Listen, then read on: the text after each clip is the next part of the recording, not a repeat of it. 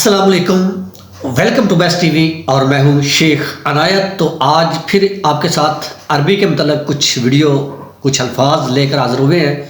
जिस्म के कुछ ऐसे पार्ट्स 24 जिस्म के पार्ट्स जिनके नाम लेकर हाजिर हुए हैं अरबी में, जो रोज़मर्रा के बोले जाने वाले और रोज़मर्रा आपको पता होना चाहिए कि जिस्म का कौन सा हिस्से का कौन क्या उसको अरबी में कैसे बोला जाता है। तो ये वीडियो थोड़ी लंबी हो जाएगी, पार्ट्स थोड़े ज़्यादा हैं, 24 जिस्म के हिस्सों के नाम आपको बताएंगे। तो उससे पहले मैं गुजारिश करूंगा कि जो दोस्त न्यू मेरे चैनल पे आए हैं चैनल को सब्सक्राइब कर लें और बेल आइकन को लाजमी दबा दें ताकि जब भी मैं कोई न्यू वीडियो या न्यू इन्फॉर्मेशन लेकर आऊँ तो आप तक सबसे पहले पहुँचे। तो जनाब वीडियो को एंड तक लाजमी देखना है। वीडियो अगर अच्छी लगे वीडियो को लाइक और शेयर भी लाजमी करना है। तो चलते हैं अपने मौजू की तरफ और शुरू करते हैं अपना आज का सबक नंबर 73। और चलिए साथ ही आपको इधर लिखा हुआ नज़र आ रहा होगा, नहीं तो अभी आपको नज़र आ जाता है। तो चलते हैं शुरू करते हैं। तो शुरू करते हैं जनाब। सबसे पहले हम शुरू करेंगे बालों से। सबसे पहले हम ये बोलेंगे कि बाल यानी ये सर के जो बाल हैं इसको हम अरबी में क्या कहते हैं। अरबी में हम कहते हैं शार। शार यानी बाल। शार ऐन का लफ्ज़ यहाँ से निकालना है, शार यानी बाल। उसके बाद हम मुंह को क्या कहते हैं। मुंह को हम कहते हैं वजह। वजह भी कह सकते हैं, वजह भी कह सकते हैं। मुंह को अरबी में कहते हैं वजह या वजह भी कह सकते हैं। एक ही वर्ड है, एक ही तर्जमा। उसके बाद सर को क्या कहते हैं अरबी में। सर को अरबी में कहते हैं रास। रास कहते हैं सर को, अरबी में कहते हैं रास, उर्दू में कहते हैं सर। और उसके बाद दिमाग। दिमाग को अरबी में कहते हैं मुख। मुख यानी आप कई जुमलों में दिमाग को अकल भी बोलते हैं। अकल यानी हम भी अकल, उर्दू में भी अकल बोला जाता है, अकल है या नहीं है, या दिमाग है या नहीं है। तो अरबी में भी दिमाग को मुख भी बोला जाता है और कुछ जुमले ऐसे हैं जिनमें अकल भी बोला जाता है। उसके बाद गर्दन को, ये जो हमारा गला है, गर्दन को हम अरबी में क्या बोलते हैं ये भी आपके साथ हम शेयर करते हैं। गर्दन को अरबी में हम बोलते हैं यकबा। यकबा, यकबा यानी गर्दन, यकबा गर्दन। उसके बाद आँख। आँख को हम अरबी में बोलते हैं आइन। आइन, अयून, आइन एक ही इसका मतलब है, आइन या अयून। तो उसके बाद नाक। नाक को हम अरबी में बोलते हैं खशम। खशम, खशम नहीं बोलना, नून नहीं बोलना एंड पे, मीम एंड पे, खशम। नाक को हम कहते हैं खशम। और उसके बाद होठ। होठों को हम अरबी में कहेंगे शफ़ा। एक होता है शिफा, ये शिफा नहीं, शफ़ा।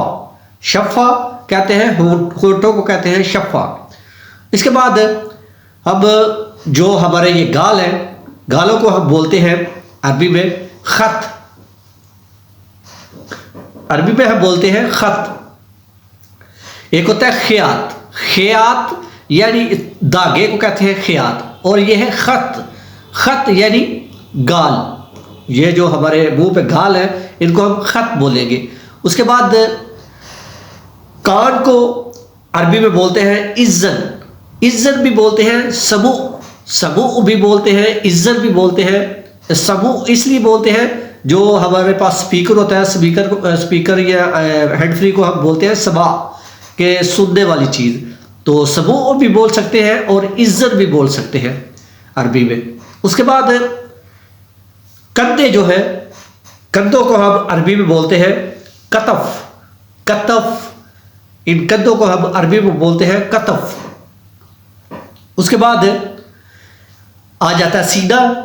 सीने को हम अरबी में बोलते हैं सदर। सीने को अरबी में बोलते हैं सदर। तो उसके बाद आ जाता है बाजू। बाजुओं को हम अरबी में बोलते हैं ज़रा। ज़रा, ज़रा एक होता है ये जो बूटे दरख्त, इसको भी अरबी में ज़रा बोलते हैं। और वो ज़रा जाल से वो डाला जाता है ज़रा, ये जोए से ये ज़रा बोला जाएगा, जो बाजू है इसको जोए से लिखा जाएगा ज़रा। और इसके बाद आ जाते हैं हाथ। हाथ आ जाते हैं, हाथों को अरबी में कहते हैं ईद। एक होता है एंड, ये दाल ईद, वो ईद होती है, ईद जो रमज़ान के बाद ईद होती है।